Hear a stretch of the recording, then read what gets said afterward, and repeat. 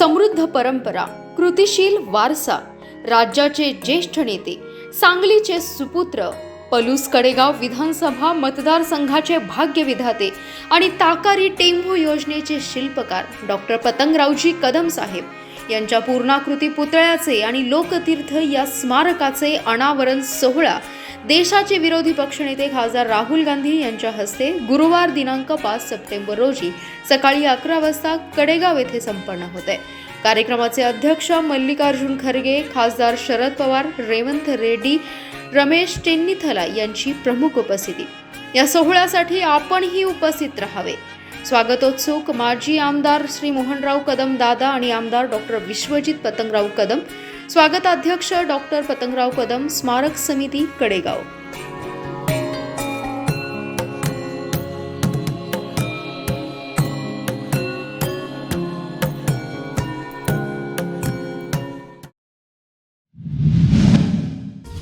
विधानसभा निवडणुकीसाठी राजकीय हालचाली वाढल्या असताना सांगलीचे भाजपाचे आमदार सुधीर गाडगीळ यांनी आगामी विधानसभा निवडणूक मी लढवणार नसल्याचं जाहीर करत धक्का दिलाय। निवडणुकीसाठी मी पक्षाकडे तिकीट मागणार नाही। आमचा पक्ष कार्यकर्त्यांच्या संघटनेतून बांधलाय, त्यामुळे राजकारणातून थांबून संघटनात्मक काम करण्याचा निर्णय घेतला असून तशी विनंती मी पक्ष नेतृत्वाला केली असल्याचे आमदार गाडगीळ यांनी प्रसिद्ध केलेल्या निवेदनातून स्पष्ट केले। मागील 10 वर्षात चांगली विकास कामे करण्याचा प्रयत्न केला, मात्र जे प्रकल्प अपूर्ण राहिले असतील ते पूर्ण करणारच असल्याचंही त्यांनी जाहीर केलंय। आमदार गाडगीळ यांनी दिलेल्या निवेदनात म्हटलंय की काही महिन्यांनी विधानसभेच्या निवडणुका जाहीर होतील। या निवडणुकीसाठी पक्षाकडे उमेदवारी न मागण्याचा निर्णय मी घेतला आहे। राजकारणात कधीतरी थांबलं पाहिजे या मताचं मी आहे। आमचा पक्ष सामान्य कार्यकर्त्यांच्या संघटनेतून बनलाय। आमच्या संघटनेची कार्यपद्धती प्रथम देश, नंतर पक्ष आणि सर्वात शेवटी मी अशी आहे। मला पक्षाने 2दा विधानसभा उमेदवारीची संधी दिली, आता माझ्याऐवजी अन्य कार्यकर्त्याला संधी द्यावी असे माझे प्रामाणिक मत असल्याचे आमदार गाडगीळ यांनी दिलेल्या निवेदनात म्हटले। मी निवडणुकीच्या राजकारणातून थांबतोय, परंतु संघटनात्मक काम तसेच समाजकारण करत राहणार आहे। ज्या कार्यकर्त्यांनी माझ्यासाठी खूप मेहनत घेतली, त्यांनी मला सांभाळलं, मी त्यांना सांभाळलं, मला इथंपर्यंत आणलं, त्या कार्यकर्त्यांच्या पाठीशी भविष्याची मी अशीच पद्धतीने उभा राहणार आहे। सांगलीकर जनतेने जी मला सेवेची संधी दिली, सांगलीकर जनतेचं प्रेम आणि आशीर्वाद भविष्यातही माझ्यावर राहो असा विश्वास आमदार सुधीर गाडगीळ यांनी व्यक्त केलाय। काँग्रेसचे शहर जिल्हाध्यक्ष पृथ्वीराज पाटील यांनी भाजपच्या नेत्यांच्या भेटी घेतल्या होत्या। जयश्रीताई पाटील यांना उमेदवारी मिळाली तर काँग्रेसमध्ये फूट पाडण्याचा हा प्रयत्न होता काय, याचं स्पष्टीकरण पृथ्वीराज पाटील यांनी द्यावे असे आव्हान माजी नगरसेवक संतोष पाटील यांनी दिले। तर काँग्रेस प्रदेशाध्यक्षांनी आम्हाला कामाला लागा अशा सूचना दिल्या आहेत। मग पृथ्वीराज पाटील यांना उमेदवारी कोणी जाहीर केली, ते प्रदेशाध्यक्षांपेक्षा मोठे आहेत का, असा सवाल कय्यूम पटवेगार यांनी केलाय। काँग्रेसचे शहर उपाध्यक्ष कय्यूम पटवेगार, माजी महापौर किशोर शहा, माजी विरोधी पक्षनेते उत्तम साखळकर, माजी नगरसेवक संतोष पाटील, प्रकाश मुळके, अजित सूर्यवंशी, संजय कांबळे, शीतल लोंढे, विशाल पडुळकर आदींनी संयुक्तरित्या पत्रकार बैठक घेतली। काँग्रेसमध्ये फूट पाडण्याचं कारस्थान भाजपकडून सुरू असल्याचा आरोप शहर जिल्हाध्यक्ष पृथ्वीराज पाटील यांनी केला होता। यावर बोलताना संतोष पाटील म्हणाले, भाजपकडून काँग्रेसमध्ये फूट पाडण्याचं कारस्थान असू शकतं, कारण पृथ्वीराज पाटील यांनी लोकसभा निवडणुकीपूर्वी भाजपच्या वरिष्ठ नेत्यांची मुंबईत भेट घेतली होती।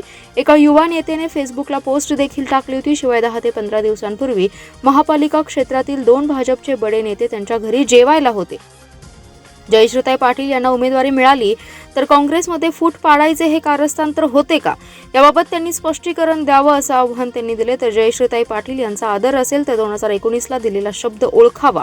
नेते आणि कार्यकर्त्यांना दिलेला शब्द ते पाळत नसतील तर जनतेला दिलेला शब्द ते काय पाळणार, असा सवालही संतोष पाटील यांनी केलाय।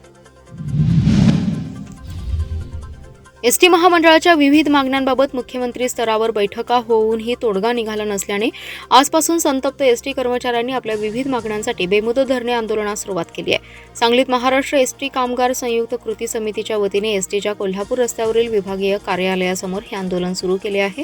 एसटी कर्मचाऱ्यांनी पुकारलेल्या या आंदोलनामुळे वाहतुकीवर परिणाम झाला होता। सांगलीसह जिल्ह्यातील सर्व बस स्थानकांवर प्रवाशांनी गर्दी केली। जिल्ह्यातील जत, पलूस आणि मिरज आगारातील सर्व वाहतूक ठप्प होती, तर इतर आगारातील 40% वाहतुकीवर परिणाम झालाय। दिवसभरात एसटीच्या 900 फेऱ्या रद्द झाल्याची माहिती एसटीच्या अधिकाऱ्याने दिली आहे। एसटी कर्मचाऱ्यांच्या प्रलंबित आर्थिक मागण्यांवर दिनांक 11 सप्टेंबर 2023 रोजी शासन पातळीवर झालेल्या बैठकीत महागाई भत्ता आणि वार्षिक वेतनवाढीच्या वाढीव दराच्या थकबाकीबाबत मुख्यमंत्र्यांच्या अध्यक्षतेखाली उपमुख्यमंत्री, उद्योगमंत्री यांच्यासह संघटनेच्या प्रतिनिधींसमवेत 15 दिवसात बैठक घेऊन निर्णय घेण्याचे सदर बैठकीत मान्य केले होते. परंतु असा निर्णय होऊन 9 महिन्यांपेक्षा जास्त कालावधी उलटून गेला, मात्र बैठक झाली नाही. त्यामुळे एसटी कर्मचाऱ्यांनी आंदोलनाचा हत्यार उपसले.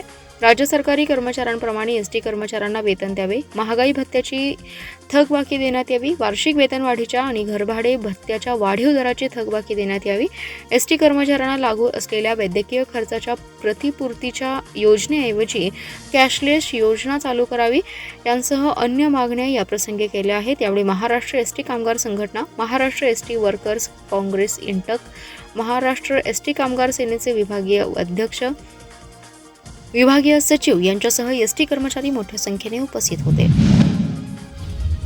स्वच्छ सर्वेक्षण आणि माझी वसुंधरा अभियान अंतर्गत आज आमराई, सांगली येथे पर्यावरणपूरक गणेश मूर्ती तयार करण्याची कार्यशाळा पार पडली आहे. या कार्यशाळेत 400 जणांनी सहभाग घेतला. त्यामध्ये 300हून अधिक जणांनी गणेश मूर्ती तयार केल्या. प्रत्येक वर्षी महापालिका प्रशासनाकडून गणेशोत्सव पर्यावरणपूरक साजरा व्हावा या उद्देशाने शाडूच्या मातीपासून गणेश मूर्ती बनवण्याची कार्यशाळा आयोजित केली जाते. यासाठी शाडूच्या मूर्ती बनवणाऱ्या मूर्तिकार वंदना सेवलकर यांच्या माध्यमातून सर्वांना गणेश मूर्ती कशा बनवायच्या याचं प्रशिक्षण आणि कार्यशाळेत दिलं जातं. महापालिकेकडून सलग 3ऱ्या वर्षी ही कार्यशाळेचं आयोजन करण्यात आले. आज अमराईमध्ये सकाळी 9 वाजता या कार्यशाळेला सुरुवात झाली. शहरातील अनेक गणेश भक्त, नागरिक, शाळा महाविद्यालयाचे विद्यार्थी, सामाजिक कार्यकर्ते, पत्रकार यांनी सहभाग घेतला. या 3 तासाच्या कार्यशाळेत एकूण 400हून अधिक गणेश भक्त सहभागी झाले होते. या सर्वांनी पर्यावरणपूरक गणेश मूर्ती तयार केल्यात. यावेळी आयुक्त शुभम गुप्ता यांनीही कार्यशाळेला भेट देत सर्वांचं कौतुक केलं. त्यांनीही या कार्यशाळेत सहभागी होत स्वतः गणेश मूर्ती बनवली आहे. यावेळी आरोग्य अधिकारी डॉक्टर रवींद्र ताटे, महापालिकेचे स्वच्छ सर्वेक्षण आणि माझी वसुंधरा अभियानाचे ब्रँड अँबॅसिडर दीपक चव्हाण उपस्थित होते. या कार्यशाळेचं संयोजन महापालिकेच्या शहर समन्वयक अधिकारी वर्षा राणी चव्हाण, राकेश धाईंजे, ऋषिकेश डुबल, शिवम शिंदे आदींनी केलंय. महापालिका क्षेत्रात गणेशोत्सवापूर्वी रस्त्यावरील खड्डे मुजवावेत. श्रींचं आगमन आणि विसर्जन या मुख्य रस्त्यावरील येणाऱ्या झाडांच्या फांद्या तसेच इतर अतिक्रमण 5 सप्टेंबरपूर्वी काढून घ्यावी. तसेच पाणी पुरवठा विस्कळीत होणार नाही याची काळजी घ्यावी, अशा सूचना आयुक्त शुभम गुप्ता यांनी अधिकाऱ्यांना बैठकीत दिल्या. गणेशोत्सवाच्या पार्श्वभूमीवर महापालिकेच्या प्रमुख अधिकाऱ्यांची बैठक आयुक्त शुभम गुप्ता यांनी घेतली. या बैठकीला अतिरिक्त आयुक्त रविकांत अडसूळ, उपायुक्त शिल्पा दरेकर, उपायुक्त संजय ओहोळ आदी जण उपस्थित होते. घरगुती गणपती आणि सार्वजनिक गणपती आगमनाच्या आणि विसर्जनाच्या मार्गावरील रस्त्यांवरील खड्डे तातडीने मुजवावेत. यासाठी प्रभाग अधिकाऱ्यांनी पाहणी करावी. सर्व प्रभाग समितीमध्ये एक खिडकी व्यवस्था सुरू करण्यात आली आहे. त्यामध्ये महापालिका कर्मचारी आणि स्थानिक पोलीस प्रतिनिधी व इतर विभागांचे प्रतिनिधी देखील उपस्थित असणार आहेत. त्यामुळे जास्तीत जास्त गणेश मंडळांनी एक खिडकीच्या माध्यमातून परवानगी घेऊन नोंदणी करावी, असं आवाहन आयुक्तांनी केले. उत्सवाच्या कालावधीमध्ये सर्व भागात पाणी पुरवठा सुरळीत राहील याची व्यवस्था करण्याबाबत स्पष्ट सूचना दिल्या. काही भागात अपुरा पाणी पुरवठा झाल्यास पर्यायी टँकरची व्यवस्था करावी आणि तातडीने लिकेज काढावेत, असे आदेश आयुक्तांनी दिलेत. यावेळी रात्री स्ट्रीट लाईट चालू राहतील या आवश्यक त्या उपाययोजना करणे तसेच विसर्जन मार्ग आणि विसर्जनाची ठिकाणे या ठिकाणी पुरेशी लाईट व्यवस्था करण्याबाबत सूचित केले. अग्निशामक विभागामार्फत मिरवणूक मार्ग आणि विसर्जनाच्या ठिकाणी अग्निशामक यंत्रणा पुरेशी सज्ज ठेवा, अशा सूचनाही दिल्या.